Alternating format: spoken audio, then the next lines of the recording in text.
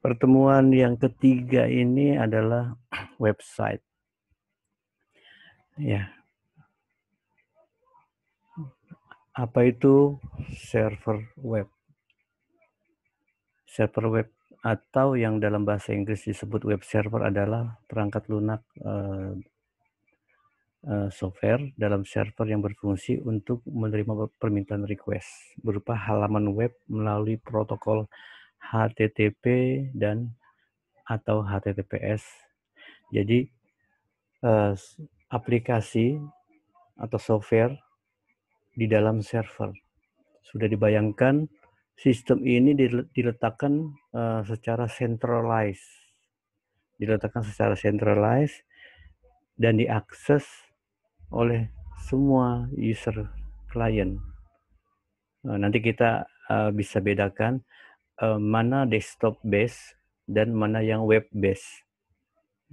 Ya, secara prinsip server web ini dia melayani permintaan atau request dari klien-klien yang dihasilkan dari browser masing-masing klien atau PC maupun smartphone. Nah, jadi browser inilah yang mengirimkan request ke dalam web server. Nah, di sini ada HTTP dan HTTPS. Ya, di mana keduanya adalah protokol. Yang satunya protokol tanpa secure, tanpa keamanan, yang ada HTTPS-nya itu yang sudah menggunakan pengaman atau SSL-nya. Ya, jadi sudah jelas di sini proses atau cara kerjanya web server ini. Dia melayani request-request yang diminta di setiap kliennya. Nah, jadi hanya menggunakan browser itu sudah bisa kita gunakan secara bersama-sama. Nah, ini ada website. Kalau tadi web server ya. Nah, kalau ini yang website ini adalah sentralnya di mana web page disimpan. Sebenarnya website ini adalah beberapa halaman yang dikumpulkan ke dalam satu server dan setiap halamannya itu saling berkaitan. Makanya ada disebutkan di HTML itu page 1, page 2, page 3 yang mereka saling terintegrasi dengan URL link istilahnya, URL link. Nah, ini cara kerjanya page yang ada di dalam website. Halaman tersebut mengandung konten atau isi dari website. Nah, setiap page itu memiliki konten seperti web home page. Home page itu di mana portalnya atau indeks HTML-nya. Posisi pertama kali ditemukan atau ketemunya antara klien dengan servernya atau websitenya. Itu dari homepage dulu. Karena dari homepage dia bisa diarahkan ke beberapa page yang sudah disediakan di homepage tersebut. Nah, homepage ini halaman utama di mana seluruh konten saling terhubung. Nah, ini sentralnya. Jadi homepage merupakan portal bisa diakses sebelum masuk ke backend maupun ke page yang lain. URL di mana adalah Uniform Resource Locator. Nah, di sini biasa disebut dengan www adalah alamat website. Nah, untuk mengakses alamat website tersebut, Anda membutuhkan web browser. Nah, di sini disebutkan Firefox, Chrome, Opera, kalau yang Macintosh, Safari, mungkin ada lagi beberapa browser IE yang dari Microsoft, Internet Explorer. Nah, inilah kenapa aplikasi yang ada di server atau web server itu multi device. ya, multi device. Ini kita harus bisa pahami kalau sudah multi device, handphone tidak perlu dipandang mereknya apa, iPhone kah atau Android. Kemudian laptop tidak perlu dilihat OS-nya apa, Macintosh atau Linux atau Microsoft. Selama dia ada browser Chrome atau Firefox, itu sudah bisa mengakses sistem di dalam web server. Nah jadi kita sudah bisa mendistribusikan sebuah aplikasi di dalam server ini ke semua device. Nah, ya, saat ini yang berkembang adalah aplikasi-aplikasi yang bisa di remote langsung dari ponsel. Namanya ada web responsive. Website ini bermacam-macam ya platformnya. Ada yang statik, ada yang dinamik, ya. Kemudian ada yang auto responsif. Nah, kalau yang auto responsif di ponsel dengan layar screen yang berbeda-beda, tampilan di masing-masing device itu tidak akan berantakan, tidak akan terlihat geser kiri, geser kanan, menyesuaikan dari lebar layar. Itu kalau auto responsif. Nah, namun di browser juga di masing-masing bisa dipilih tampilan desktop atau tampilan auto responsif. Nah,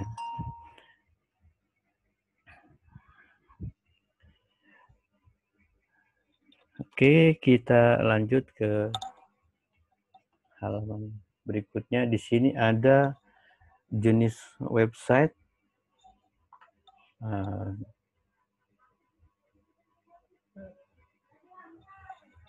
Di sini mungkin saya salah tulis ya. Ada 7 jenis website, yang diantaranya yang website pribadi, ada e-commerce,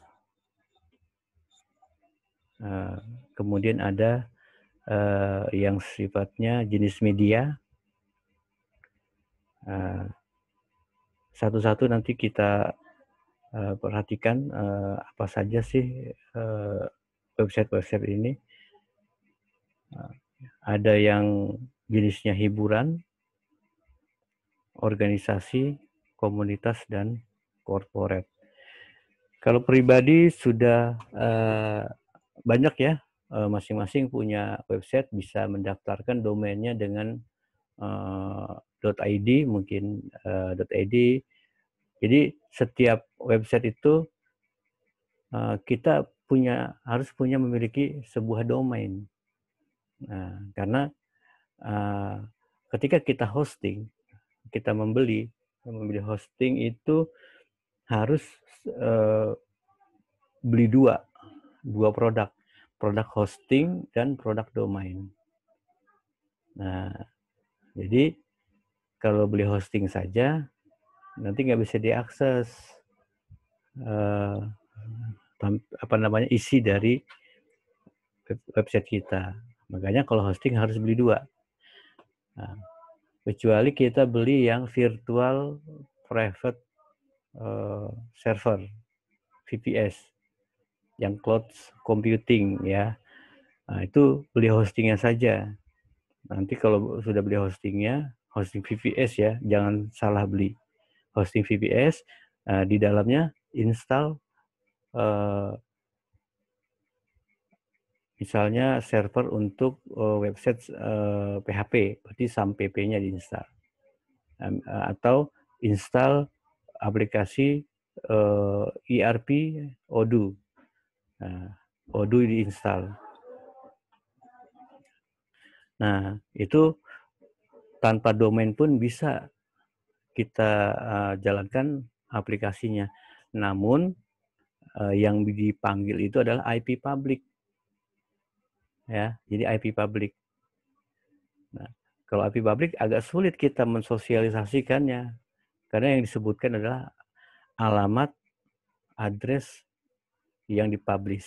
Alamat address itu eh, seperti 192.168.1.100. Nah, itu kan ada 4 bagian yang harus dihafal oleh masing-masing pelanggan kita, customer kita. Makanya perlu kita beli domain supaya memudahkan pemanggilan website kita. Nah, sebelum kita beli domain, kita harus pikirkan nama sebuah domain karena domain ini merupakan jargon kita, ciri khas kita, dan mudah pengucapannya, mudah pengingatnya. Pengucapan dan pengingatnya. Ya, contohnya detik.com. Sampai sekarang saya selalu kalau ngetes website menyebutkan detik.com, detik.com. Itu sudah melekat. Nah, tapi kalau kita berikan nama yang panjang seperti kereta, agak sulit kita menghafalnya. Nah, jadi beberapa klien saya selalu bantu untuk pembuatan nama. Nama ini jangan terlalu panjang, tapi mudah untuk diingat. Jangan terlalu panjang. Terus ini untuk yang beberapa jenis website, setelah domain dimiliki, domain dan hosting itu harga terpisah ya.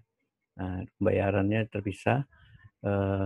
Dan di domain ini kita bisa membuat sub domain. Nah, seperti saya punya brandtama.com. Subdomainnya edu.brandtama.com. Subdomain yang lainnya biz.brandtama.com. Nah, jadi ada banyak subdomain dengan cukup kita memiliki satu domain utama. Nah, itu digunakan untuk kita melayani sewa aplikasi. Nah, sekarang saya sedang menjual aplikasi manajemen pendidikan. Nanti subdomainnya bisa di depannya itu adalah kode ID pelanggan. Nah, itu bisa dibuatkan dengan singkatan nama, ya singkatan nama. Nah, saya lebih senang menyebutkan untuk subdomain itu dengan 3 huruf. Nah, dengan 3 huruf. Kombinasi dari alfabet. Bisa numerik, ya alfanumerik. Alfanumerik. Nah, supaya bisa lebih banyak indeksnya. Nah, namun bisa juga kita menggunakan domain-domain yang mereka miliki. Kalau itu berarti kita harus meng-create sebuah pengalamatan kepada server kita. Nah, itu nanti yang melakukan proses peletakan alamat dan domainnya itu tim teknikal. Nah, kalau saya hanya menginginkan kebutuhannya menempatkan nama-nama domain kepada IP public, biar tim teknikal yang mengatur. Nah, oke. Tadi ada email website pribadi, terus ada e-commerce. Nah, kalau yang e-commerce seperti Tokopedia, Bukalapak, nah itu udah kelompoknya e-commerce. Kemudian Blibli, nah itu e-commerce. Dan di sini ada yang sifatnya media, yang jenis media itu publik berita, berita, informasi. Ada Kompas, ada Detik, ada CNN. Nah, ini adalah website jenisnya media. Kemudian ada yang hiburan. Nah, kalau jenis hiburan biasanya CGV, kemudian wahana bermain, atau game. Nah, ini banyak ya yang sifatnya hiburan. Yang kelima adalah organisasi. Ya, seperti organisasi perkumpulan pemuda, Karang Taruna, KNPI misalnya, atau Pemuda Pancasila, atau partai-partai politik. Nah, ini adalah jenis websitenya organisasi atau yayasan ya, nirlaba, masuk juga dalam organisasi. Kemudian ada komunitas. Nah, ini juga sebagai perkumpulan dari teman-teman komunitas. Seperti saya punya komunitas odu.or.id. Nah, itu untuk organisasi komunitas pengguna Odoo Community yang ada di Indonesia. Ya ternyata pesertanya itu ada juga yang dari Saudi Arabia, Yaman, Afrika, Nigeria. Nah itu menarik, saling berkolaborasi antar negara. Saya termasuk di dalamnya sebagai tim pengembang dari organisasi tersebut. Sejak 2016 saya gabung. Waktu itu masih pesertanya 170-an. Nah, dan sekarang sudah mencapai 2.270 peserta. Nah, jadi ini sudah berkembang ya komunitas Odoo-nya di Indonesia. Tinggal menggali potensi yang ada. Yang ketujuh adalah website jenis company. Nah, ini rata-rata kalau jenis company websitenya statik dia. Karena perubahan dari website ini tidak terlalu signifikan. Dia hanya menampilkan klien-kliennya siapa saja, visi dan misinya apa. Ya, ia menampilkan secara statik, ya, secara statik.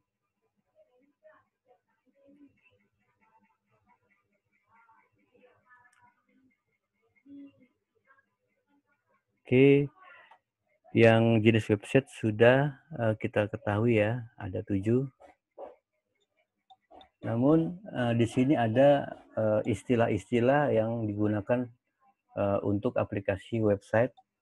Ada yang namanya CMS, di mana CMS ini adalah software ya, software yang atau program yang membantu Anda membuat, mengembangkan, memodifikasi, mengatur sebuah template atau website yang sudah ada snippetnya, sudah ada layoutnya.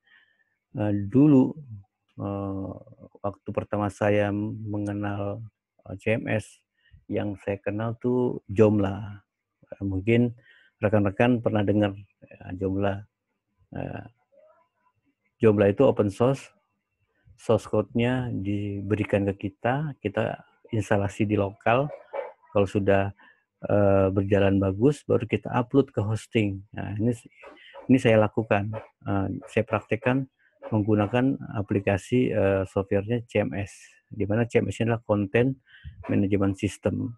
Nah, memang di sisi user, pengguna CMS ini tidak perlu coding.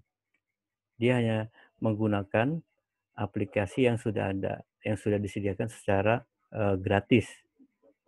Yang di-maintain apa? Tampilan menu, submenu, dan konten. Nah, makanya content management system ini sudah masuk ke web aplikasi. Berbeda dengan content manajemennya yang website yang biasa ya, yang statik. Kalau sudah CMS, itu artinya dia sudah mulai dinamik, mengarahnya ke tampilan dinamik yang sudah ada database-nya. Nah, jadi seperti itu, pasti butuh database MySQL kalau yang dinamik. Tapi kalau yang statik, dia nggak perlu database. Namun sekarang hampir semua yang statik maupun yang dinamik menggunakan database. Karena perlu history. Contohnya history biasanya testimoni, itu kan perlu disimpan. Nah, kalau nggak disimpan nanti websitenya tidak bisa kita track. Ada apa saja sebelumnya, di tanggal berapa, mungkin kita punya buku tamu di dalam website kita. Nah, itu perlu kita kumpulkan. Nah, ini adalah software content management system. Di sana ada WordPress. Kita sama-sama ketahui WordPress ini sudah menjadi pesaingnya Joomla. Saya lihat banyak sekali menggunakan WordPress, sampai plugin-nya juga bagus-bagus, dan sudah ada aplikasi di WooCommerce. Nah, ini juga sama ya dengan Joomla, sudah banyak pesaingnya. Ya, silakan nanti dilihat-lihat saja di WordPress, searching aja di Google, cari WordPress, Drupal, Joomla, Squarespace, dan Wix. Nah, ini semua content management system. Ya, walaupun open source, walaupun gratis, ada beberapa plugin yang dibutuhkan untuk pemutakhiran itu yang berbayar. Nah, berbayarnya ada yang license annual, setiap tahun bayar, ada juga yang one paid, sekali beli dimiliki seterusnya.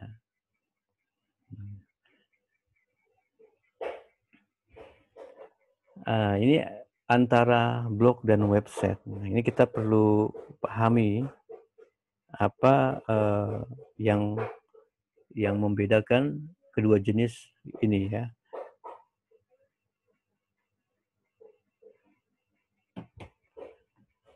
Blog adalah jenis website di mana konten yang dipublikasikan akan dirilis berdasarkan kronologi dari yang terbaru ke yang terlama. Nah, ini blog ya. Namanya juga blog, isinya kontennya posting-posting aktivitas kita ya, atau berita yang kita tuangkan ke dalam website. Dulu sangat populer sekali blog, sampai Google mengambil blog ya. Di sini dituangkan dan dipopulerkan beberapa blog, namun sekarang blog-blog ini sudah mulai berkurang karena semua semua programmer mengembangkan dengan bahasa pemrograman terbaru seperti JavaScript, seperti platform-platform yang lainnya yang sudah mengarah ke dynamic. Bahkan kalau ada aplikasi yang sudah tidak mengikuti perkembangan bahasa pemrograman, itu sudah mulai ditinggalkan. Sekarang sudah mulai webnya udah aneh-aneh bahasa pemrogramannya. Jadi pilih website yang sesuai dengan kebutuhan. Kalau kita sebagai konsultan harus kita ketahui apa yang dibutuhkan oleh klien kita. Makanya disebutkan oleh Mas Satria, klien itu kita perlakukan sebagai sahabat, bisa sebagai raja, bisa sebagai sahabat. Mungkin dulu kalau pedagang itu menganggapnya pembeli adalah raja, ya wajar karena dagangannya harus laku. Nah, kalau konsultan nggak bisa cara menjualnya seperti kita menjual dengan jaminan semua bisa kita kerjakan. Nah, itu bahaya. Konsultan itu perannya harus di dua sisi ya. Di samping dia mendapatkan jasa, tapi dia juga memberikan solusi. Seandainya customer kita meminta pekerjaan itu di luar dari kemampuan sistemnya, nah itu kita stop. Kita harus berani untuk memberikan solusi yang terbaik. Ya, misalnya customer menginginkan semua pekerjaan otomatis, one click finish. Wah, ini udah pekerjaan robot. Tapi kita akan kewalahan nanti ketika verifikasi dan validasi kalau bukan ada unsur manusianya. Karena yang bisa bisa memverifikasi secara manusiawi ya hanya manusia. Kalau semuanya diserahkan ke robot, kita sulit sekali. Nah, memang sudah ada aplikasi-aplikasi kecerdasan buatan, tapi saya yakin kita masih perlu ada unsur manusiawinya yang sebagai verifikasi. Ya. Nah itu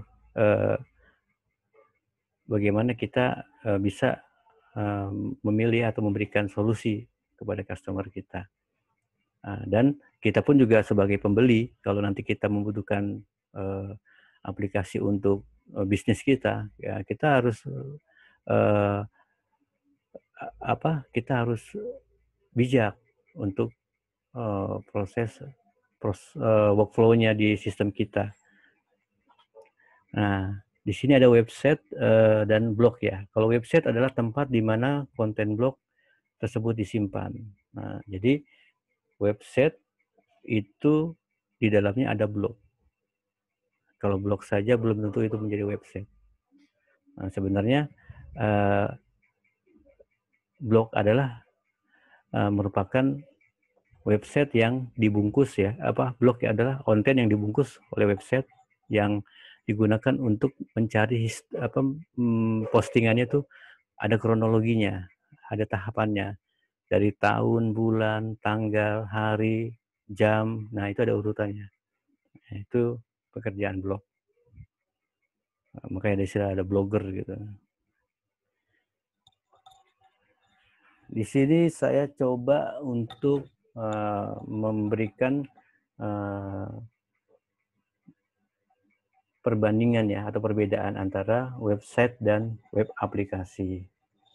Nah, kalau website itu yang paling dasar adalah memiliki informasi atau konten yang statis, corporate, website corporate. Nah, itu yang statis. Nah, yang tadi saya sampaikan, tanpa database pun dia bisa kita jadikan website. Tapi kalau web aplikasi ini bersifat dinamis dan terus berkembang seperti web media. Ada lagi web yang transaksi bisnis e-commerce. Itu dinamis. Itu harus pakai web aplikasi. Kita nggak bisa bayangkan ya kalau website e-commerce itu statik. Ya, contoh perubahan harga. Dia akan masuk ke website, layout langsung diganti secara hard code, diketik satu-satu. Kalau ada 500 item, nah inilah yang kita harus ketahui. Website ini ada yang statik dan yang dinamis.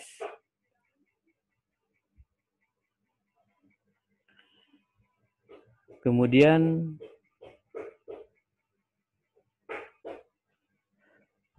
di sini ada 3 poin utama yang membedakan web app dan website. Yang pertama itu interactivity ya.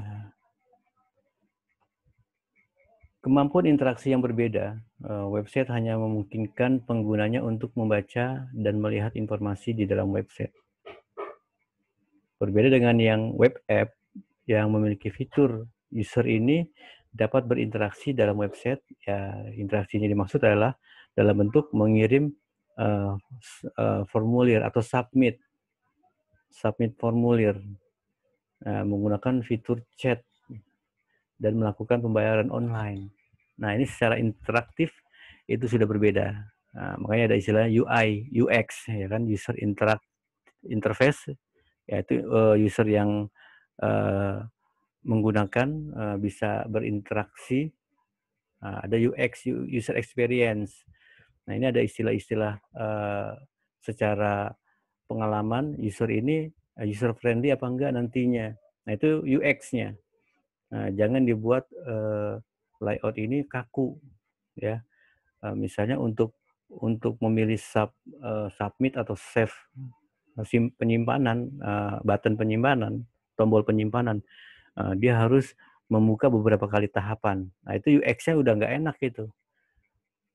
Sudah kurang pas. Jadi UX itu bagaimana user ini bisa mudah menemukan tools yang dibutuhkan. Nah, kalau UI, user ini bagaimana dia bisa melihat dengan jelas antara mana yang diinput, mana yang dikoreksi. Itu kadang kalau kita ngetik, masukkan keterangan, field-fieldnya di entry, di submit, ada blink warna merah error atau peringatan warning.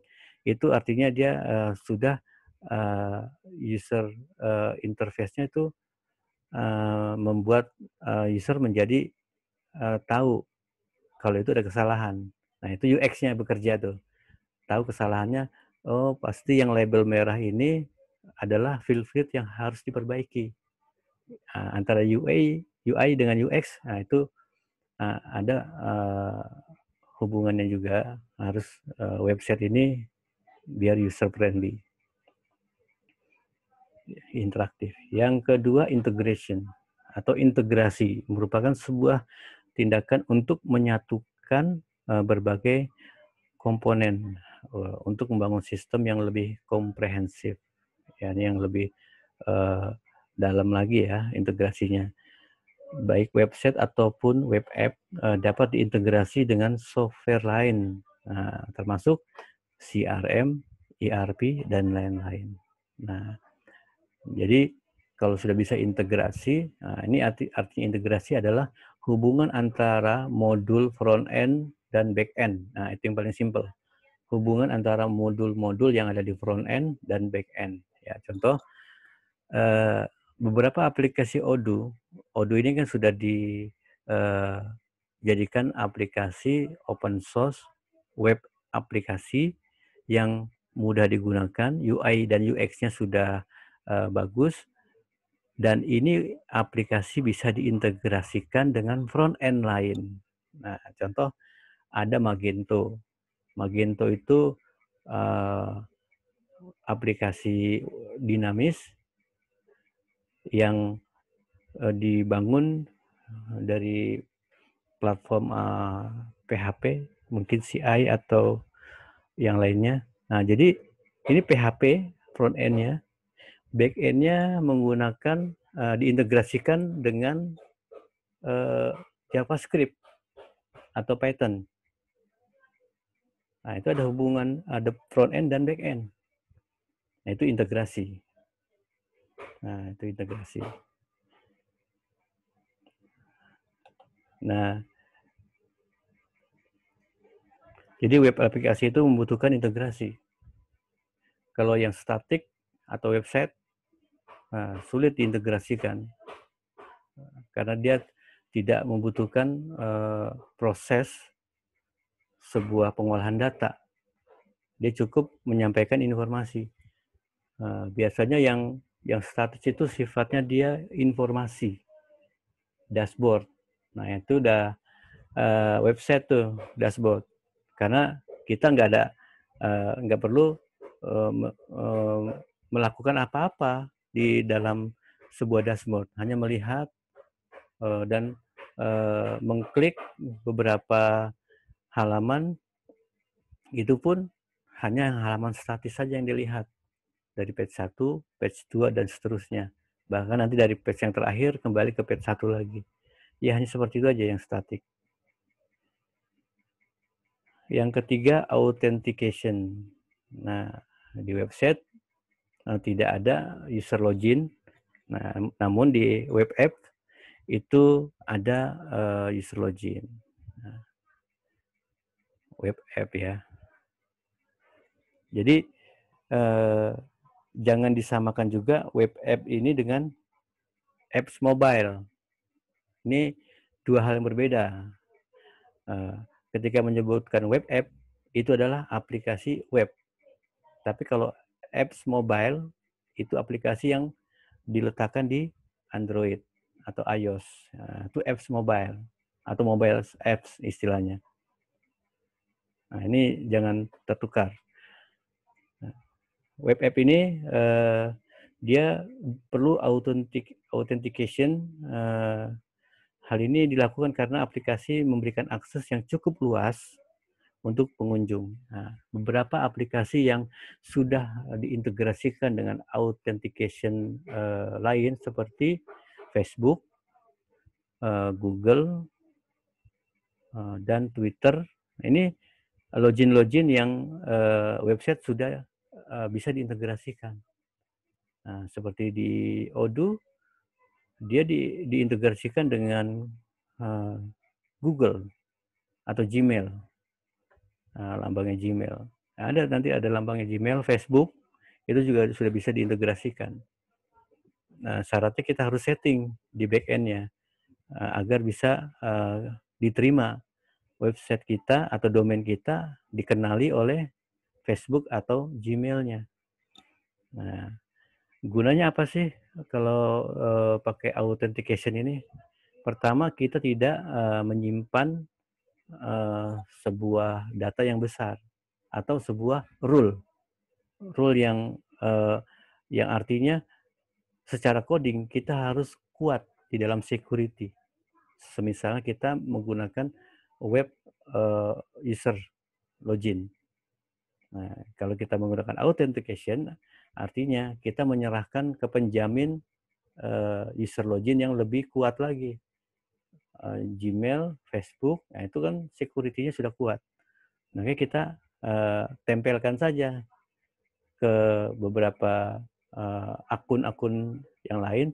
Setelah diterima oleh akun yang lain, baru kita terima masuk ke server kita.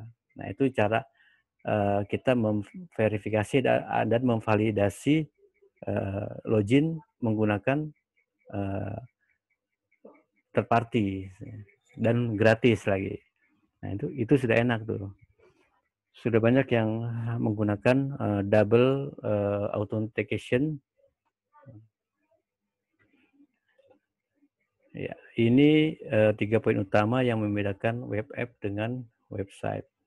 Oke, nah ini sudah mau mendekati slide yang terakhir. Jadi cara kerja website ini kita perhatikan mulai dari URL atau domain yang ada di browser handphone kita itu memanggil web server. Di web server ini pasti yang dikasih homepage dulu atau portal. Dari portal membalasnya dengan mengirimkan ada header dan body. Header ini page yang utama, di dalam satu page ini ada header itu yang sering menjadi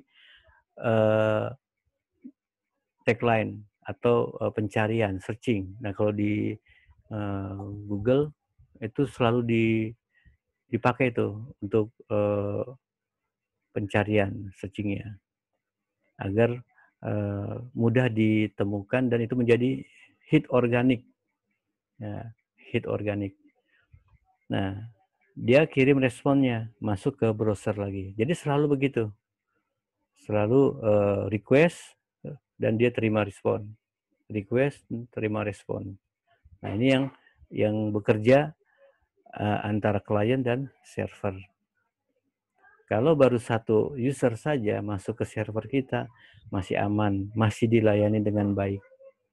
Ya, mungkin pernah dengar ya, ada website yang drop, yang shutdown gara-gara concurrent user. Nah, ini concurrent lagi istilahnya adalah bagaimana server ini sanggup menampung 2000 concurrent user atau 2000 user session. Kalau di antrian, session itu merupakan barisan pelayanan request dan respon. Kalau sessionnya nggak sanggup concurrent, dia akan drop servernya dan tidak bisa diakses lagi dari luar. Nah, ini maka perlu ada programmer yang cukup handal untuk mengantisipasi layanan di web servernya. Nah, kadang kita kalau lagi menggunakan Android ya, ada Gojek lah. Kalau di Jakarta tuh sudah sering tuh menggunakan Grab atau Gojek ketika hujan. Ketika hujan, kan sinyal lagi kurang bagus, dan usernya pun saat itu sedang tinggi-tingginya karena di peak sessionnya di jam pulang kantor. Hujan, jam pulang kantor, ya otomatis yang akses kan bersamaan. Yang akses bersamaan, antriannya jadi panjang. Dan sistem atau server ini nggak sanggup menyelesaikan dalam sekian detik, kan ditendang, di-kill. Nah, makanya server ini ada limit, batasan layanan. Ketika yang merequest ini tidak dapat balasan penerimaan kiriman, itu server kan nggak boleh menunggu lama. Kalau dia dikasih waitingnya katakanlah 60 detik, 1 menit ya, itu sudah lama tuh. Dan itu akan terlihat terbuka sekali pertahanannya dari server tersebut. Nah, makanya hacker itu menyerang dari keadaan di mana server ini delay, menunggu. Makanya sangat dilarang sekali waiting server ini sampai di atas 60 detik. Rata-rata 30 detik. Karena 30 detik tergantung dari responnya si klien. Kalau lagi nggak punya jaringan bagus, jadi tunggu 30 detik. Kalau sudah ke 15 detik belum ada, sampai ke 30 detik belum ada respon, berarti itu sessionnya hangus. Nah, kenapa? Kita harus ganti server itu harus menggantikan dengan klien yang berikutnya. Jadi nggak bisa menunggu dengan satu permintaan klien saja. Nah, itulah kerjanya web server. Jadi jangan heran kalau kita punya website nanti ada komplainnya seperti tidak bisa akses, tidak bisa login. Nah, itu sudah waspada tuh. Karena sudah banyak yang masuk ke dalam website kita dan itu sedang melakukan banyak request. Nah, si server ini kebetulan speknya nggak cukup untuk melayani concurrent session yang bersamaan. Nah, jadi sudah bisa dibayangkan ya, yang bersamaannya itu ialah ketika view, klik di dalam website kita itu berbarengan, ada di dalam server kita. Oh, tapi hebat itu kalau sudah 2000 user concurrent, wah alangkah sibuknya server kita. Kelihatan sekali nanti di backend itu servernya dengan RAM dan prosesornya, grafiknya bisa naik turun tuh, kelihatan. Nah, itu seru tuh kalau sudah di bagian backend mengamati, apalagi kalau waktu zamannya KPU punya server, itu luar biasa tuh. Harus ditangani oleh tenaga-tenaga ahli untuk mengkalkulasi concurrent user. Nah, seperti itu.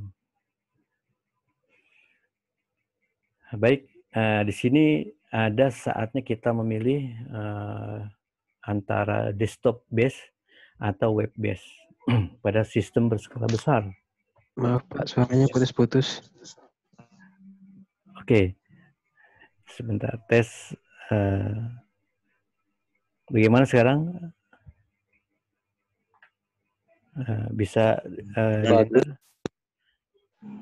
Oke, ya saya lanjut ya. Ini saya perlahan saja menyampaikannya. Jadi saatnya kita bisa memilih antara desktop base atau web base. Nah, di mana desktop base ini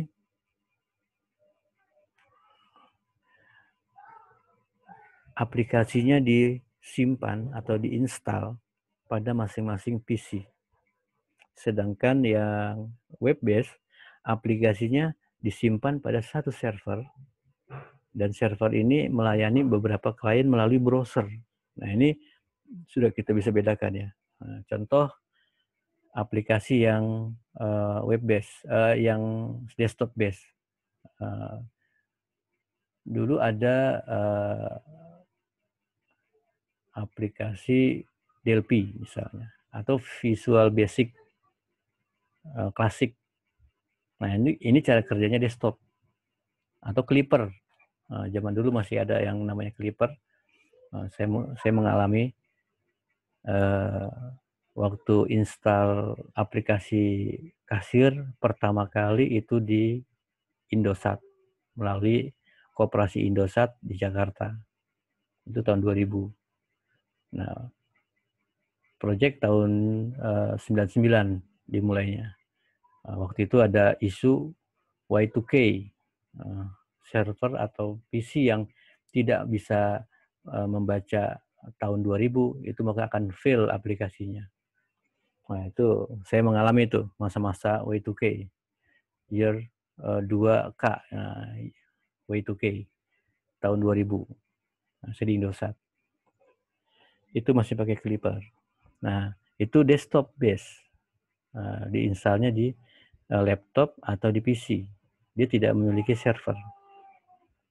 Nah, ada lagi yang aplikasi dengan web base.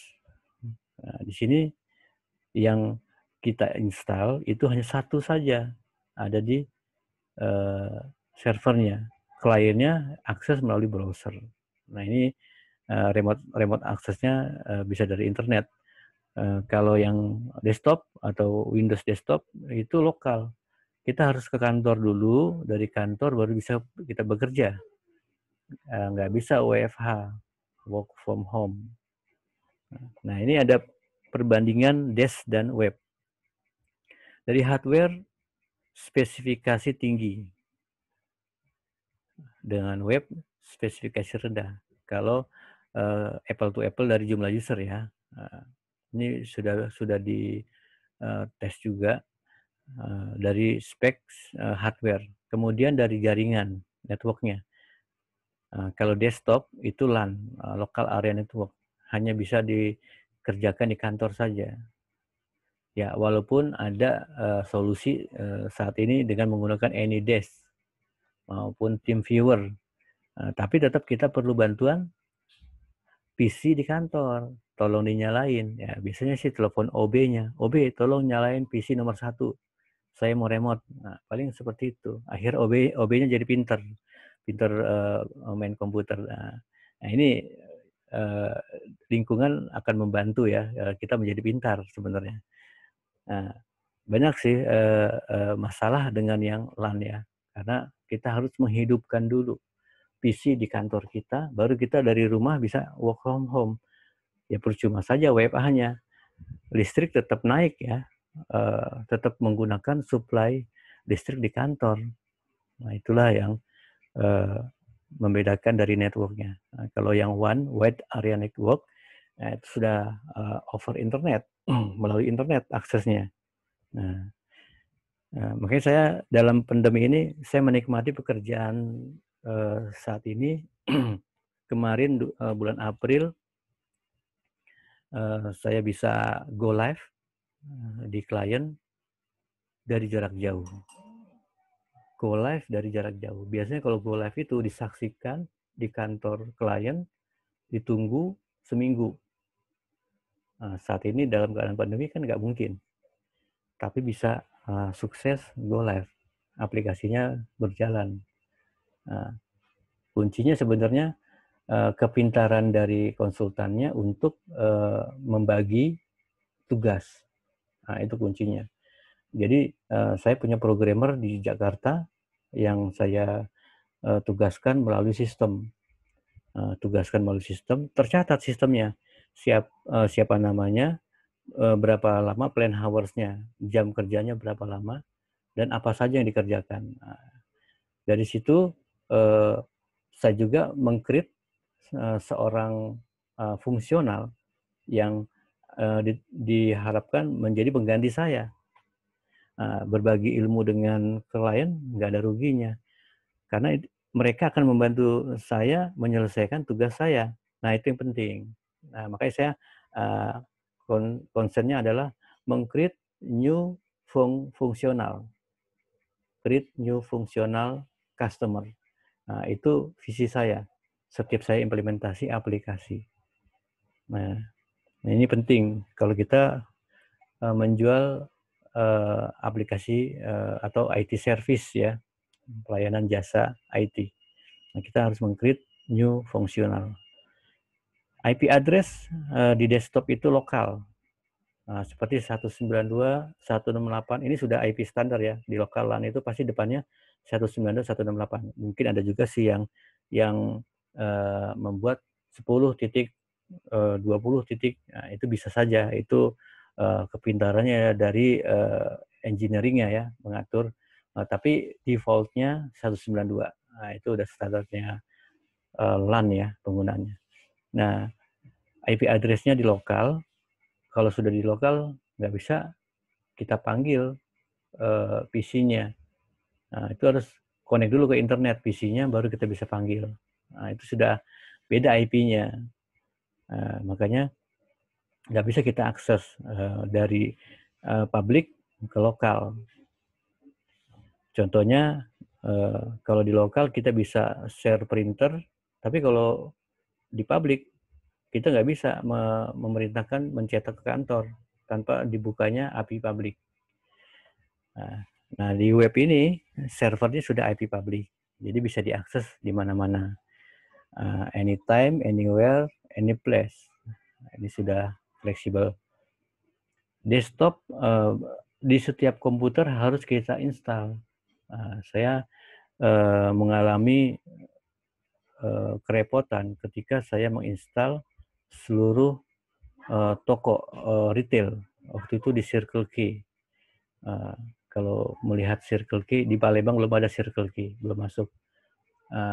Waktu itu saya di Bandung, Circle K. Pertama di Bali dulu. Di Bali dulu 3 bulan, bikin aplikasinya, demo di customer di head office-nya, demo di head office-nya, baru masuk ke Bandung. Nah, di situ mulai diinstal ke 10 toko, 10 atau 12, ada 12 toko. Nah, instalan pertama diyakini sudah QA sukses. Itu di lab-nya, lab kita sukses. Ketika di lapangan, wah berbeda. Ternyata berbeda. Jadi berantakan. Nah, test case-nya terlalu pede kan, terlalu pede. 12 diganti semua aplikasinya, yang aplikasi lama di down. Nah, di down. Nah, ternyata ketika berjalan 2-3 transaksi, itu ada bug. Kan panik semua. Nah, kalau yang desktop, kita akan kerepotan. Dari IT-nya harus berlari-lari menuju toko-toko yang bermasalah tersebut. Nah, ini jadi pelajaran. Nah, jadi kita bisa mempertimbangkan desktop atau web base. Desktop base atau web base. Nah, kalau di web kita enak, cukup di servernya saja, di update, sudah selesai, sudah terbantu semuanya, sudah bisa kita dapatkan solusi. Nah, itu. Oke, ya, ini kita masih ada sekitar 45 menit lagi ya. Nah, di sini dimanfaatkan untuk tanya jawab. Silakan saya buka yang ingin bertanya.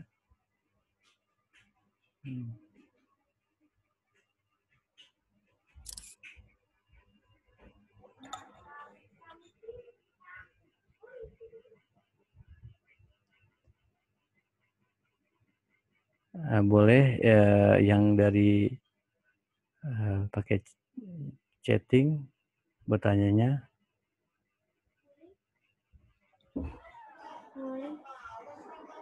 Ini ada pertanyaan dari Pak Ramon ya. Slide halaman website di HP saya tidak muncul, masih tampil halaman utama website. Ini pertanyaan ini website yang mana Pak Ramon? Ini saya coba ketik ya. Iya Pak, sudah Pak. Saya lupa itu. Saya ininya presentasi Bapak saya buka di email yang Bapak edit tadi. Oh, iya iya iya. Jadi yang Iya, soalnya ya ini saya nggak ini kan tadi belum connect Pak. Jadi saya sudah ini lihat di email yang Bapak ini tadi Pak. oke. Jadi email sudah Iya, diterima iya. masing-masing ya. Sudah menerima Sudah email. Pak, sudah saya ini sudah bisa Pak. Nah, jadi ini memudahkan kita kalau ingin melihat apa yang pernah disampaikan, materi-materinya bisa diulang lagi di situ, dan bisa juga kita gunakan sebagai sarana komunikasi. Nah, inilah aplikasi yang saya bangun, tentunya dengan aplikasi yang sudah ini ya sudah stabil, ya, yaitu Odoo. Odoo ini sudah stabil dan ini boleh rekan-rekan tawarkan ke sekolah swasta sekali-sekali menjadi sales IT yang bendanya tidak nyata. Sekali-sekali menjadi sales IT karena kalau sudah sekali kita cocok dengan IT itu akan terus kita seperti menjadi apa ya profesi. Nah, itu menarik karena di bisnis IT ini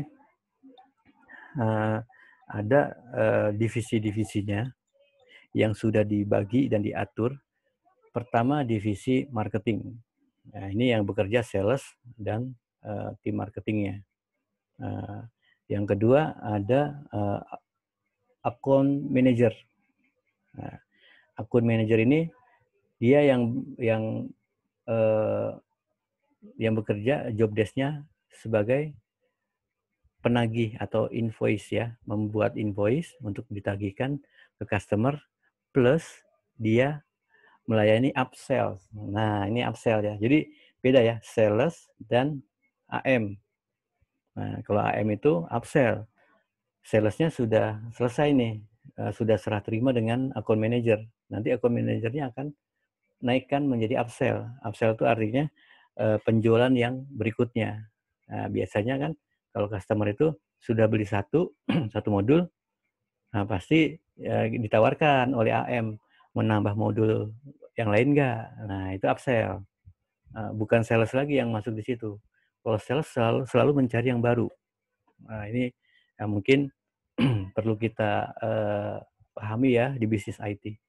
Nah, kemudian ada yang konsultan atau fungsional ya. Dalamnya fungsional. Di fungsional ini tugasnya dia menjelaskan ketika ada presentasi, ya, menjelaskan ada presentasi. Dia juga menguasai aplikasi. Ini memang experience-nya perlu, ya. Jangan kita salah pilih ya, memasukkan yang seseorang yang masih baru di sistem sistem ini yang kita jual. Dia harus didampingi dan itu si seorang konsultan harus bisa memberikan solusi, inti seperti itu. Nah, makanya dia perannya sebagai memperlakukan customer itu sebagai sahabat. Ya, karena sahabat itu kan kita harus kasih tahu kalau ini jalan ini harus dilewati, jalan ini tidak boleh dilewati. Nah, karena apa? Nanti akan beresiko. Nah, ini yang namanya customer kita sebagai sahabat. Nah, ada lagi yang terakhir itu divisi untuk engineer. Nah, ini kalau di engineer sudah pasti dia menguasai technical secara server, coding dan lain sebagainya dikuasai, itu engineer. Nah, ini menarik. Ada pertanyaan desktop base atau web base. Di web base biasanya butuh admin server dan security. Ya, di web base biasanya jadi pertimbangan juga biaya orang yang jadi admin server atau web security. Ya, betul. Kalau desktop base itu kita lihat juga ya, desktop base itu pasti butuh admin juga. Sebenarnya gini, setiap aplikasi itu membutuhkan user admin. dan user yang biasa ya, role user biasa. Cuma untuk security sama-sama memiliki security, karena dari password itu sudah security. Namun yang dipertimbangkan sebenarnya dengan desktop kita jadi banyak user admin di desktop kita. Nah, kecuali kita sudah memberikan aplikasi yang masif ya, seperti Mokapos, yaitu aplikasinya hanya di situ saja adminnya, dia nggak bisa sampai ke seluruh aplikasi. Nah itu ya Mokapos juga dia sebenarnya web based, dia melalui Android sebagai perantara saja, menyimpan APK-nya ya di Android, dari situ dia kirim API untuk integrasi datanya. Jadi admin server ini perlu, semua perlu, walaupun desktop maupun web base. Ada lagi yang lain yang ingin bertanya?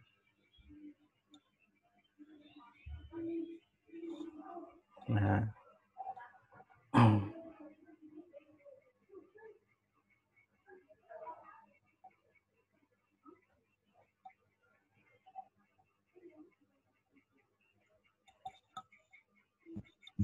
Pak, kalau ini nggak ada pertanyaan, mungkin bisa lanjut ke materi selanjutnya aja, Pak, sebelum Jumatan, Pak.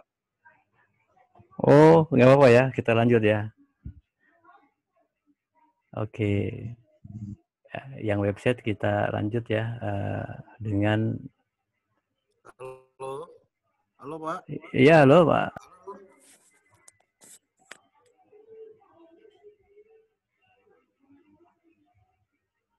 Oke.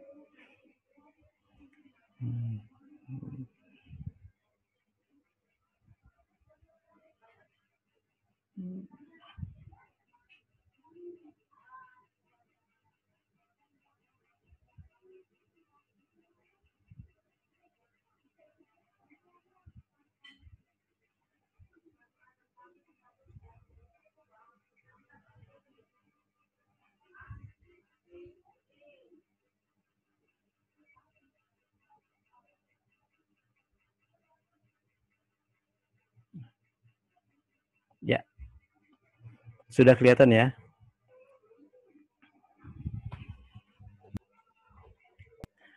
Oke. Sudah, Pak. Kali ini kita akan mempelajari fungsi SEO. Dia semacam search engine optimization, ya, search engine. Nah, ini ilmu tersendiri ya. Ini sekali lagi ada konsultannya yang khusus untuk analisa SEO. Nah, ada konsultannya. Baik, di sini saya mencoba untuk bagaimana menjelaskan sebagian kecil tentang SEO.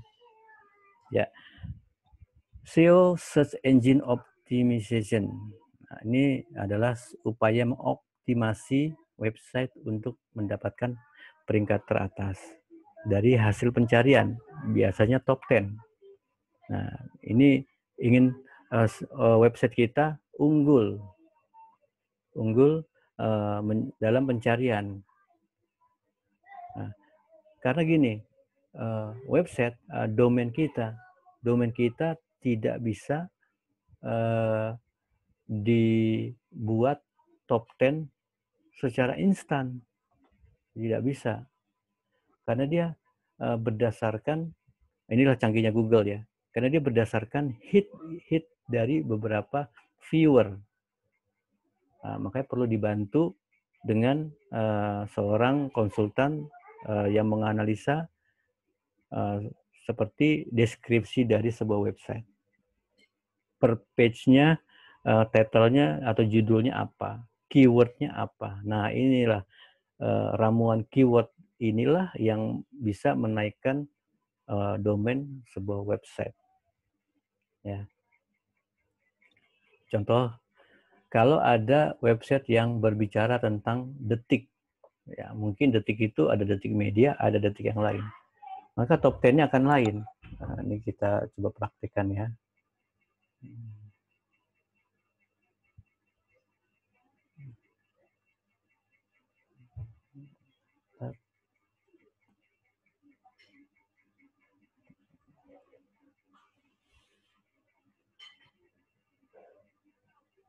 Kita searching aja detik, tidak usah pakai .com. Nah, ini adalah hasil pencarian dari kata-kata detik, maka akan terlihat top 10-nya. Nah, selalu menang detik ini. Padahal ada kata-kata detik di Regional Kompas. Nah, ada kata-kata detik lagi di viva.co.id. Nah, jadi bukan nama domainnya yang dia cari ya, tapi ini keyword. Ya, kalau detik ini sudah menang duluan dengan nama domain, dia dibantu. Domainnya sering di-hit. Nah, ini organik namanya. Nah, kalau ini kan tidak menyebutkan domain, tapi ada berita tentang detik-detik. Nah, jadi kita kalau sudah punya nama domain yang bagus, nah itu sudah suatu anugerah gitu kan, sudah suatu peluang.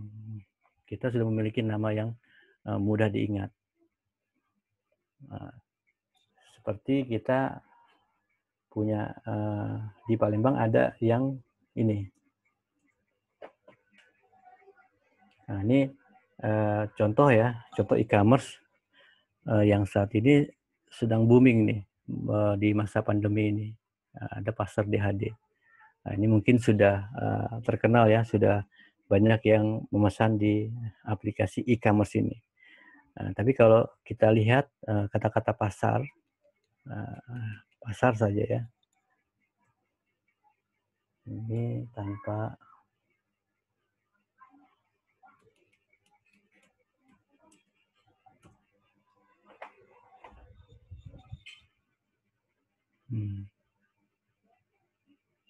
Nah, yang unggul pasar ini ID Wikipedia. Kata-kata pasar. Nah, coba kita lihat yang lainnya. Pasar ini ada di kamus Tokopedia. Pasar DHD tidak kelihatan di sini. Nah, ini nanti yang bekerja adalah konsultannya SEO, Search Engine Optimization. Nah, ya, karena domainnya pasar DHD ini masih baru dan ini juga ada aplikasi Android-nya juga. Nah, pentingnya kita untuk mengoptimalisasi di search engine. Karena apa? Untuk top 10 berdasarkan hit view, kedalaman dia di dalam web berapa lama dan sampai berapa page dia mengklik. Kan kalau kita sudah masuk ke ya katakanlah mall ya, masuk ke dalam mall. Kalau baru buka pintu di lobinya, kemudian keluar lagi, kan opportunity di dalam penjual ini kan hilang, tidak menjadi peminatan kunjungan, dan dari si pengunjung ini juga dia sudah malas duluan, baru masuk lobi sudah nggak enak. Nah, makanya website kita kalau sudah lobinya menarik, portalnya menarik, nah dia akan masuk terus ke dalam. Dari gerai 1 ke gerai 2, ke gerai 3, terus. Makanya mall itu diciptakan atau dikreasikan, ini pinter nih interiornya dia. Desain interiornya pinter. Dia dibuat warnanya cerah, dan nyaman, cozy. Dia enak gitu. Kalau udah masuk di mall itu udah dingin, suaranya juga nyaman, enjoy. Dan itu makin lama di dalam mall. Makin lama. Nah, bandingkan masuk pasar. Saya kalau udah masuk pasar, saya ingin buru-buru pulang. Kenapa? Wah, ini becek, bau, dan sebagainya. Kemudian berdesak-desakan. Wah, nah itu sudah nggak nyaman. Nah, itulah kita menilai web kita sudah bisa belum untuk melayani atau membuat nyaman pengunjung di website kita. Nah, itu kurang lebih seperti itu. Oke. Nah, ini dari SEO ya. Keuntungannya kita mengoptimalkan website kita. Nah, saya kembali. Oke. Nanti nggak apa-apa ya, sambil jalan ada chat yang bertanya, silakan saja. Oh, ini suaranya hilang lagi. Oh, Pak Ramon posisinya mungkin ruangannya tertutup mungkin, Pak. Nah, ya mudah-mudahan bisa terdengar dengan baik ya. Nanti kalau nggak terdengar dengan baik bisa di YouTube ya, diulang di YouTube aja. Nah, baik. Bagaimana cara SEO bekerja? Mesin pencari menggunakan algoritma tertentu untuk menentukan konten mana yang layak menempati ranking teratas dari hasil pencarian. Ini berlaku untuk semua mesin pencari, baik itu Google, Yahoo, Bing, maupun DuckDuckGo. Ini DuckDuckGo ada yang tahu nggak nih dari mana nih? Saya ketemu DuckDuckGo ini ketika Raspberry saya install. Nah, Raspberry install, Raspbian, dia pakai search engine-nya DuckDuckGo. Oke, kalau Bing ini dari Microsoft. Kalau Bing, nah ini Microsoft. Yahoo sendiri ini sebelum Google, Yahoo populer dulu. Yahoo paling populer. Nah, ini ada Google. Nah, namun saat ini Google menguasai lebih dari 90% pangsa pasar mesin pencari di seluruh dunia. Nah, jadi ketika kita membicarakan cara kerja SEO, tentunya algoritma Google yang menjadi patokannya. Nah, semua Google Analytics bicaranya, Google Analytics dan seterusnya. Bahkan kadang klien kita yang meminta SEO, mintanya Google Analytics. Dia nggak terlalu yakin dengan analitik dari Yahoo, dari Facebook, dia nggak yakin. Misalnya seperti itu. Nah, ini penting untuk segmen dari market. Sebelum masuk ke market, pasti website kita sudah didatangi beberapa viewer, dan viewernya itu dari beberapa segmen. Nah, kalau di Google sudah bisa dipetakan dari usia, penghasilan, itu dapat semua berdasarkan data yang tersebar. Halo, dari Pak. beberapa. Ya, Halo. halo. Pak Ramon di mana, Pak? Ini daerahnya tidak, sinyalnya tidak ini ya. Mungkin 3G ya sinyalnya.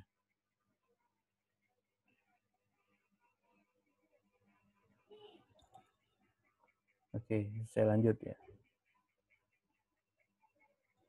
Nah, ada 8 indikator SEO.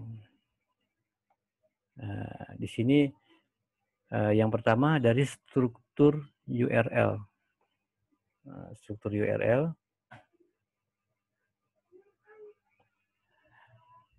Struktur URL yang sederhana memudahkan mesin pencari untuk mengenali website Anda dan topik utama yang Anda bahas. Ya, sebaiknya buat struktur URL yang sederhana, cukup mengandung nama domain dan judul artikel. Ini contohnya ya, berikut contohnya untuk struktur URL yang ideal. Nama domain, judul konten. Dari nama domain aja kita harus buat sederhana yang mudah diingat. Nah, kemudian masuk ke judul konten. Nah, ini seperti homepage, about us, contact us, ini adalah judul konten. tapi di depannya dia harus punya nama domain. Nah, ini yang nanti menjadi bisa dioptimalkan dalam pencarian. Kedua, penggunaan SSL atau TLS. Inilah yang membedakan HTTP. Halo. Ya. Nah, ini Pak Ramon kesulitan. Halo, Pak. Kami dengar semua, Pak.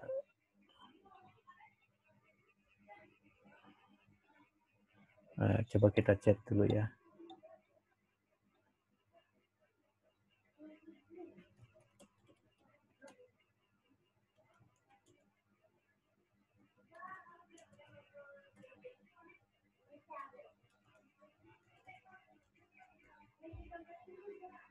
Ya, tolong dijawab di chatting.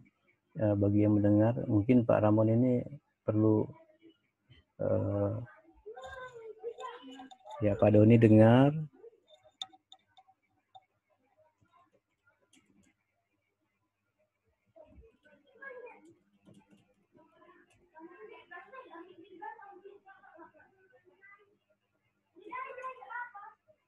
Nah, ini mungkin salah satu ya masalah kalau kita Zoom yang roamingnya 3G, yang 3G itu sulit ya untuk audio videonya, kecuali kita menggunakan optik, fiber optik.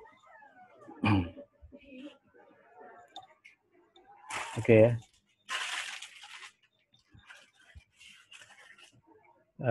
Saya lanjut. Sejak 2014 Google mulai mengutamakan website menggunakan SSL dan TLS.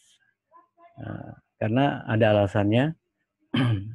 SSL itu adalah Secure Socket Layer, TLS itu Transport Layer Security. Sebab dengan SSL dan TLS itu mengenkripsi semua transfer data yang terjadi di website tersebut. Jadi keamanan data pengguna lebih aman. Jadi gini, setiap data yang hilir mudik dari klien ke server, dari server ke klien tanpa SSL itu kan text mode dalam bentuk teks, free text maksudnya, dalam bentuk free text. Biasanya ada middleman yang di tengah-tengah yang mengcapture setiap free text tersebut. Di capture, nanti yang mana yang mendekati ke analisanya dari hacker itu diikuti. Ada di mana sumber dan tujuannya. Setelah diikuti, dia menyusup. Nah, setelah menyusup, baru dia bisa beraksi. Mencacah, memisah, membelah, mendrop, dan sebagainya. Nah, itu yang berbahaya. Makanya saya selalu menyarankan ke customer setiap beli domain jangan lupa pasang SSL. Jangan lupa setiap domain itu domain utama dipasang SSL. Karena kalau sudah SSL yang bekerja ketika ada request kemudian ada respon, itu yang berjalan adalah encryption-nya. Nah, itu nggak bisa dideteksi oleh hacker, kecuali hacker ini punya pengetahuan SSL-nya. Jadi bisa tahu membongkar keyword-nya dari SSL tersebut. Nah, inilah yang perlu ya, yang perlu kita pahami bagaimana SSL ini sangat membantu untuk Google Search. Jadi kalau tanpa ada SSL-nya, itu diabaikan, nggak dimasukkan poinnya Google. Walaupun dicari, diabaikan. Kalau di istilah filter, kalau udah filter, dia nggak masuk hitungan. Karena yang difilter adalah yang HTTPS. Ya, walaupun yang HTTP dia banyak di-hit, bikin mesin engine mesin penghit, ada tuh yang menyediakan jasa hit page-nya. Saya kalau nggak salah pernah bikin tuh hit page. Simple sih dari website, cuma lupa lagi settingannya. Cukup dari browser, kita bikin 10 PC dengan auto hit, klik, wah sampai 1 jam, nanti akan kelihatan page kita naik. Nah, itu ada yang bekerja seperti itu, tugasnya hanya menghit saja. Namun sejak ada Facebook, ada YouTuber, ada Instagram, itu diganti hitnya dengan follower, subscriber, dan sebagainya. Nah, jadi cukup saja kita buka yang Instagram, nanti dari follower kita membalasnya kan. Nah, itu sudah hit sama dengan hit gitu. Nah, jadi sebenarnya perantara saja nih, YouTuber, Facebook, atau Instagram, itu hanya perantara saja bagaimana kita memberikan sesuatu, alamat domain, di mana alamat domain ini URL-nya diharapkan bisa diklik oleh followernya. Itu paling cepat. Daripada kita menyediakan 10.000 PC untuk bekerja sebagai hit. Nah, inilah fungsinya pendekatan digital marketing. Nah, ini indikatornya ya. Nah, harus kita gunakan SSL dan TLS. Topik konten. Nah, di sini penting ya, topik sebuah konten. Pastikan konten kita itu menarik. Kalau gambarnya jelas, tidak pecah. Nah, jadi nanti diperhatikan website kita. Dari resolusi gambar itu terlihat jelas, tidak buram, dan itu menarik paduan warnanya. Makanya perlu desainer web yang sudah paham pencampuran warna dan penyusunan dari page-nya atau layout-nya. Nah, yang utama itu harus kita miliki topik-topiknya saling berhubungan untuk membangun struktur website yang baik. Jadi ini kalau berita mungkin sangat banyak sekali ya, ada ekonomi, ada olahraga, ada selebriti dan sebagainya. Itu kalau berita sudah masih nyambung ya hubungannya. Tapi kalau website company, misalnya ya kita punya website company, tapi disusupi iklannya yang kurang pas lah dengan company tersebut.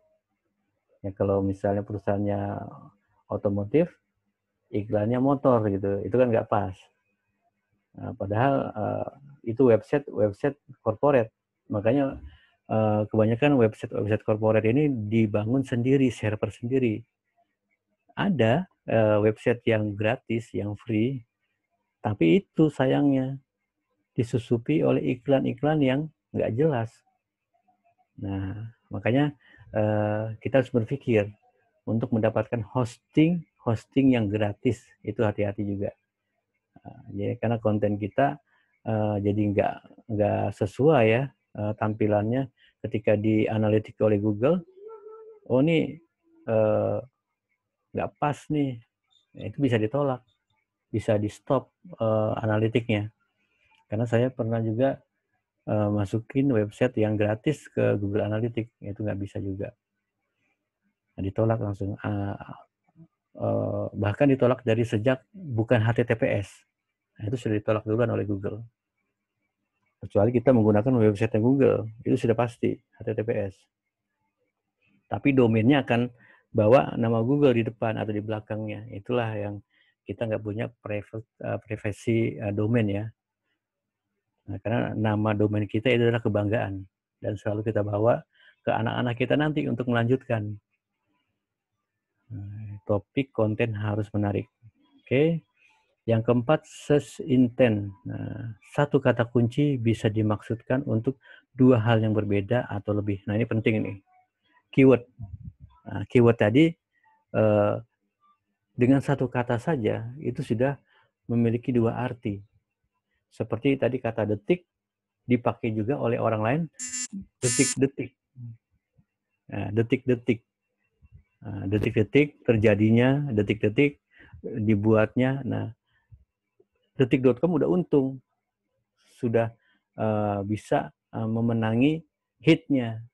Karena dia akan terhit terus di barisan pertama. Ya, kan begitu ya kebiasaan kita ketika mencari di Google, itu selalu cari yang top 10. Yang nomor 1 dulu yang dicari, yang diklik ya.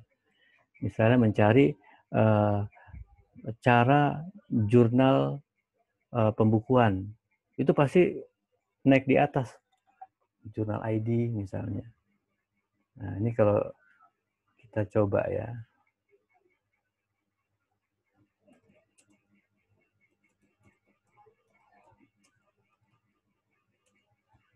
Buku besar. Nah, ini benar kan? Top 10-nya adalah jurnal ID. Nah, di jurnal ID ada blog cara membuat buku besar.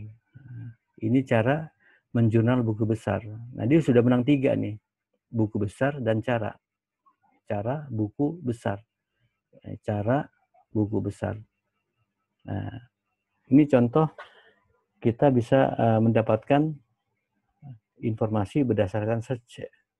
Nah, ini SEO-nya jalan nih. Pinter dia. Ketika bikin konten, dia ada keyword-nya.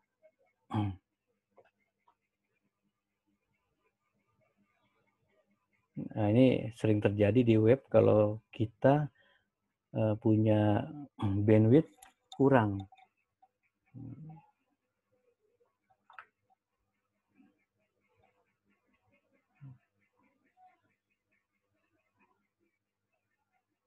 Oke. Nah, seperti ini. Saya matikan. Nah, biasanya kita bisa pelajari ini.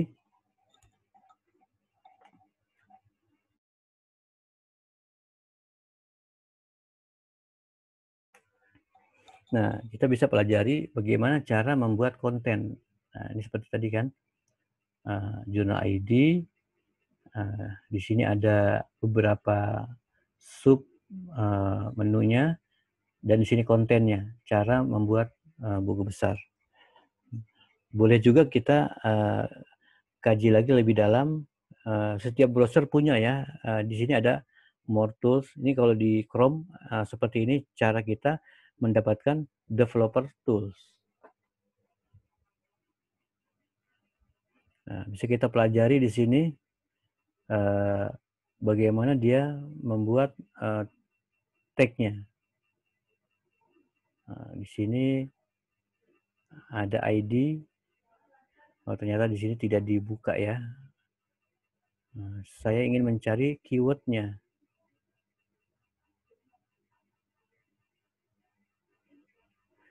Nah, ini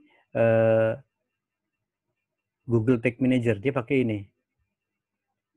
Jadi setiap keyword-nya itu sudah dibungkus oleh Google. Nah, ini pinter nih. Sudah ada Google Tag. Nah, kita harus belajar seperti ini. Keyword-nya dia, kita nggak ketahui.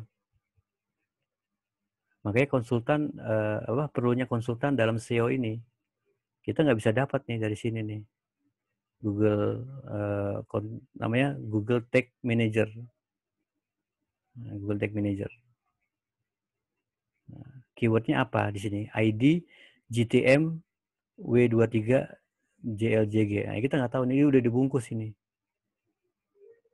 Nah, ini cara kita mempelajari website yang sudah canggih ya, secara teknologi, dibungkus, dikonvert, nggak bisa ditembus oleh middleman-nya. Kalau ini kan HTTPS di browser kita jelas isinya. Tapi pada saat kita request ke server, itu di-encrypt request kita. Middleman-nya nggak bisa baca. Padahal tulisannya ini, cara membuat buku besar. Nah, itulah bedanya HTTPS dengan HTTP. Oke. Saya kembali lagi ke sini.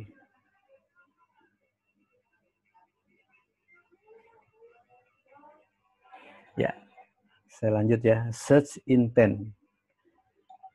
Nah, Pak Ramon sudah mulai dengar. Alhamdulillah. Sudah, Pak. Sudah bisa, Pak. Siap. Oke. Nah, ini ada search Siap, Pak. intent. Search intent. Saya lanjut ya ke struktur konten. Tadi search intent, sekarang struktur konten. Nah, kalau tadi jurnal ID sudah terstruktur ya. Jurnal ID /ID itu / itu artinya page ya.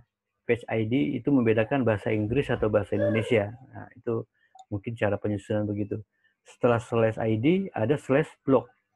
Blog itu konten-konten yang sifatnya tadi kronologi ya, seperti posting-posting bebas. Ini postingnya ada manajemennya, tentunya sudah diatur, redaksinya sudah benar, tidak menyalahi undang-undang ITE. Nah, itu baru judul konten. Nah, itu terstruktur. Nah, jadi struktur konten itu menyesuaikan konten dengan search intent. Konten dan search intent juga harus membuat konten yang mudah dipahami. Jadi ada search intent, terus konten. Nah, memudahkan pembaca dalam menemukan jawabannya ketika di search. Tadi kan jurnal pembukuan buku besar. Nah, itu sudah bisa didapatkan tuh search engine-nya, keyword-nya. Nah, makanya berhasil jurnal ID ini menjadi yang top 10. Oke, ini keyword ya. Dengan begini kita paham nih dari sisi marketing atau digital marketing, saya harus menyiapkan kata-kata apa ketika kita ingin menjual produk tertentu seperti pempek belida. Keywordnya bisa macam-macam nih, belida gurih atau belida pempek. Kan pempek banyak kan, tersebar nama-namanya juga beda-beda kan. Nah, itu menjadi keyword. Dan menjadi keyword ketika di search oleh klien, menaikkan websitenya Belida seperti itu. Kemudian fungsinya dari meta tag ini adalah membantu Google untuk memahami keseluruhan konten. Nah, ini maksud saya tadi meta tag.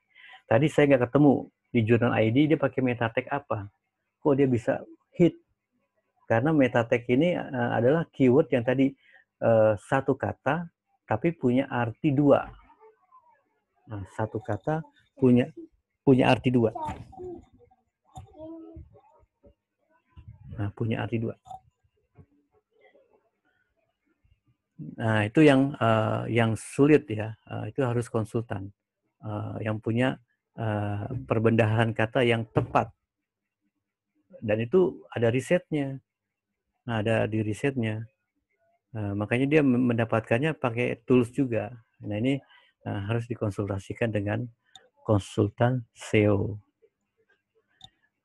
Nah, untuk memahami keseluruhan konten di sebuah halaman website, pertama title tag. Title tag ini adalah judul artikel yang muncul di hasil pencarian. Ya, judul artikel tidak bisa terlalu panjang. Jangan sampai judulnya itu seperti puisi panjang sampai selesai 4 baris. Wah, itu sulit tuh. Di Google Search nggak bisa dapat itu. Kalah terus. Nah, di sini karena kalau terlalu panjang Google akan memotongnya sesuai standar yang berlaku. Ya sayang ya, dibuat panjang-panjang tapi artinya jadi terpotong, nggak bisa di remark oleh Google. Ini sebuah kata pencarian yang sering dicari orang. Nah itu ya, jadi ada aturannya. Meta text, ingat ya, meta text ini sangat dekat dengan halaman yang sering diklik yang menjadi hit organik. Ya, hit organik adalah hit yang dilakukan secara ada manusianya yang menghit atau robot, tapi per halaman. Hmm.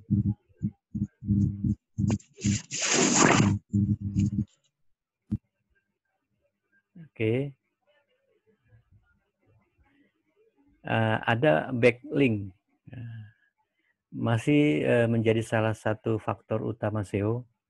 Semakin banyak backlink ke website Anda, Google akan menganggap website Anda memiliki kredibilitas tinggi.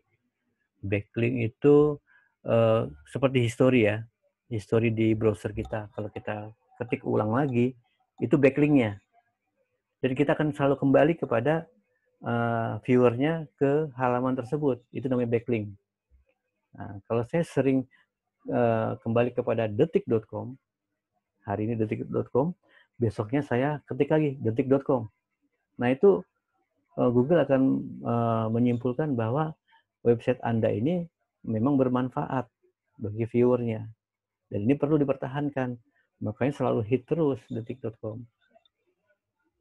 Nah, semakin banyak backlink, maka Google menganggap website Anda memiliki kredibilitas tinggi. Namun, backlink tersebut juga harus berasal dari website atau blog berkualitas. Bukan blog atau website yang berkualitas rendah. Ini kalau kita meletakkan backlinknya adalah sumber dari, seperti itu. Sumber darinya Wikipedia, itu kan sudah tinggi tuh. Ini bisa kita ambil backlinknya. Yang punya hit tertinggi, seperti itu. Ya, ini ada konsultannya sendiri, ya, untuk yang menentukan backlinknya apa. Kemudian kecepatan website.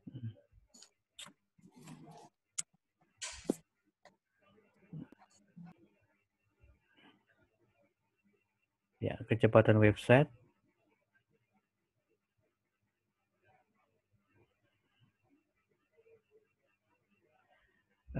Kecepatan loading website memegang peranan penting dalam SEO. Sejak 2018, Google menetapkan kecepatan loading website di desktop dan perangkat mobile, ya, handphone dan PC, sebagai salah satu indikator utama SEO. Nah, ini baru ya. Jadi kita harus mengkonversi lagi image-image yang sudah atau resolusi yang sudah diupload menjadi lebih rendah lagi. Kadang kita kalau loading ya, manggil domain, di portalnya itu sudah selebar gaban, satu layar penuh. Udah itu resolusinya tinggi. Ketika diklik, lama banget muter. Nah, itu buru-buru harus diganti. Nah, wallpaper sebesar itu. Resolusinya membuat istilahnya kuota kita langsung habis tuh. Baru login pertama, baru ketemu homepage-nya. Itu dihindari. Karena nggak ada manfaatnya. Di Google sudah menetapkan kecepatan loading website. Indikator juga nih. Menjadi aware kita terhadap kecepatan loading. Semakin cepat loading, semakin besar kemungkinan untuk mendapatkan ranking lebih tinggi. Nah, ini hasil pencarian Google. Jadi hitung aja berapa detik dari handphone dan dari laptop. Kalau handphone mungkin sudah besar ya kapasitas RAM-nya. Dari laptop atau dari PC. Nah, PC ini mungkin masih ada yang lebih rendah lagi speknya, yang RAM-nya 2 GB. Itu coba browsing. Prosesornya satu prosesor aja atau dua, core to duo atau dual core. Ini beda ya. Kalau core to duo, satu core-nya itu dibuat 2 prosesor. Kalau dual core, memang ada 2 prosesor yang ditempatkan. Nah, ini akan beda kecepatannya enggak? Karena kita melihat sekarang kalau dari handphone itu sudah tinggi. Sudah tinggi. Nah, kita ngukurin dari handphone dan dari laptop. Nah, mungkin semua orang sekarang sudah banyak memiliki laptop ya. Nah, itu menjadi ukuran. Ini kalau kita mau pentest, menguji QC lah. QC kecepatan loading. Jangan sampai load-nya lambat. Nah, ini bisa kalah kita di SEO-nya nanti. Baik, sekarang sudah jam hampir ya. materi ini sudah sampai di quiz. Quiz day. Ya, nanti kita lanjut di jam 1 untuk membantu rekan-rekan mahasiswa yang lain yang belum membuat yang kemarin ya, tugas yang hari pertama. Nah, sebelum kita break, silakan yang ingin bertanya bisa dimulai. Pak Jalaluddin. Iya, Pak. Iya, Mas Satria. Iya, untuk ini Pak, apa namanya, kemarin itu kan kebetulan Bapak udah kirim slide-nya semalam ya, yang ini ya. Nah, Iya. coba saya ini apa yang dari convert dari URL yang terakhir ini Pak. Itu kok beda ya antara contoh URL-nya itu kalau saya lihat itu maps-nya Pak. Jadi kalau yang di bawah itu kan untuk kayak untuk yang tadi kita bahas sebelumnya yang segala macam ya. Tapi kalau kemarin kan matching ya antara link ininya sama hasilnya gitu loh. Kalau yang ini agak beda Pak. Ini convert dari URL-nya apa, terus hasilnya jadinya Google Maps gitu loh Pak. Titik maps-nya gitu loh. Betul. Jadi memang saya belum mengguidance ke posisi ini ya, image-nya ya. Memang semua akan mengarah kepada Google Maps. Seperti contoh, ini saya harus sedikit ya ngetes. Saya udah create Pak, coba Pak paralel saya kirim di WA group ya. Dari yang ini ya, dari contoh yang Bapak kasihkan itu, saya coba create. Saya coba kirim di WA group ya.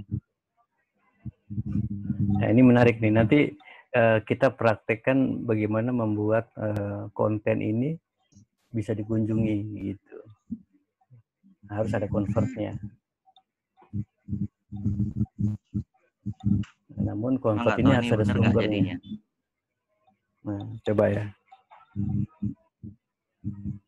Atau nanti saya lihat yang ada dulu nih, yang dari Mas Satria nih.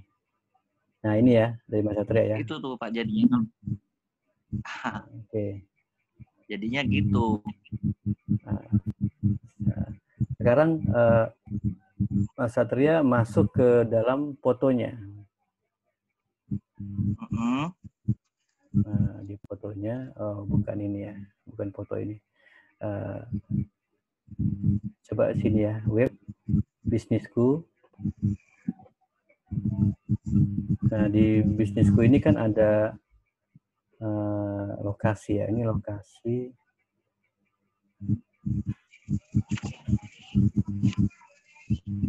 Di lokasi ini ada produk. Nah, di produk ini ini masih yang kemarin ya, link URL-nya masih yang kemarin ya ini. Iya. Nah, ini kan banyak sambungan nih, dari yang banyak kemarin. Sambungan dari yang kemarin, betul. Nah, ini kalau kemarin kita hanya meletakkan bagaimana kita bisa ditemukan oleh viewer ya, itu dengan meletakkan lokasi.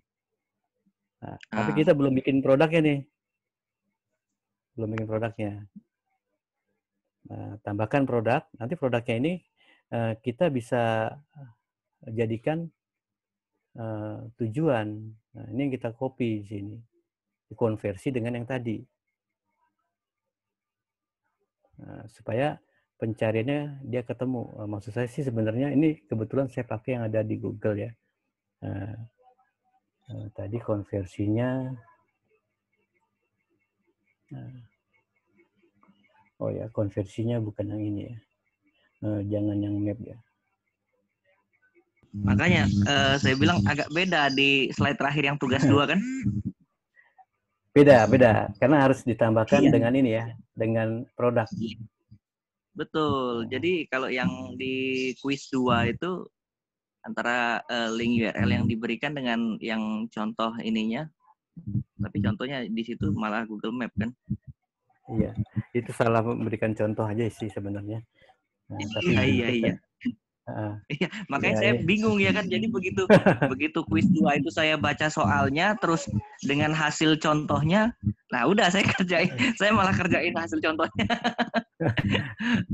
Iya, nggak apa-apa sih sebenarnya, tujuannya sudah benar, mengkonversi dari yang page-nya panjang menjadi simple, bit, jadi bit. Kita buka bit di sini ya. Kemarin saya buka bit ya, bit.ly. Jadi short address dia ya. Tujuannya ke situ. Jadi kita akan kembangkan perlahan nih digital marketing kita nih. Perlahan. Iya, kalau kemarin kan jadinya kan wah panjang gitu kan kayak kereta kan. Iya. Kita jadiin short address dia ya. Betul. Sudah bisa dimulai nih nanti ya, sebelum Jumatan di create aja Bitlink-nya, masuk ke Bitlink, nanti loginnya pakai Gmail. Loginnya pakai Gmail. Untuk mengkonversi tadi, ini kalau dikonversi misalnya saya create ya, satu contoh nih ya, saya create. Kalau ini berbayar nih. Nah, ini contohnya paste login. Nah, oke. Nah, ini ada bitnya. Tadi judulnya apa ya, Mas ya? Saya harus lihat dulu nih. Oh, bisa join meeting ya.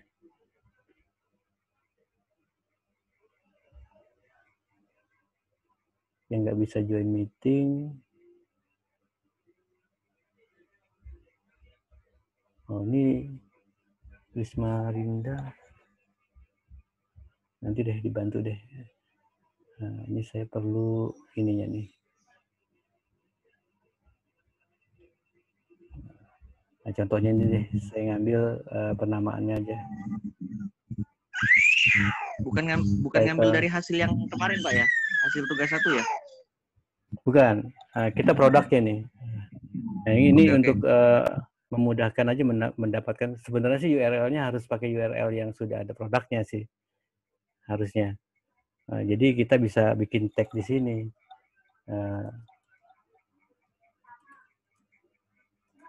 Bisa gini nih.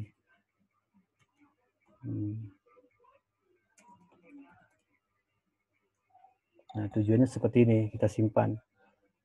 Nah, baru kita share ininya atau copy.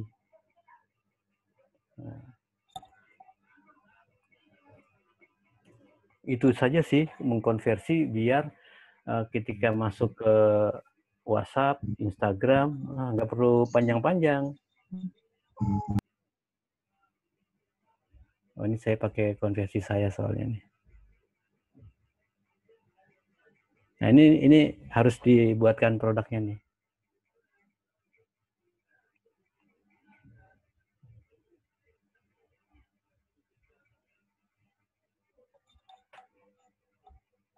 Ya, jadi harus align dengan Gmail kita. Karena dia per akun ya. Nah, ini PMP. Tapi hasilnya tadi nggak.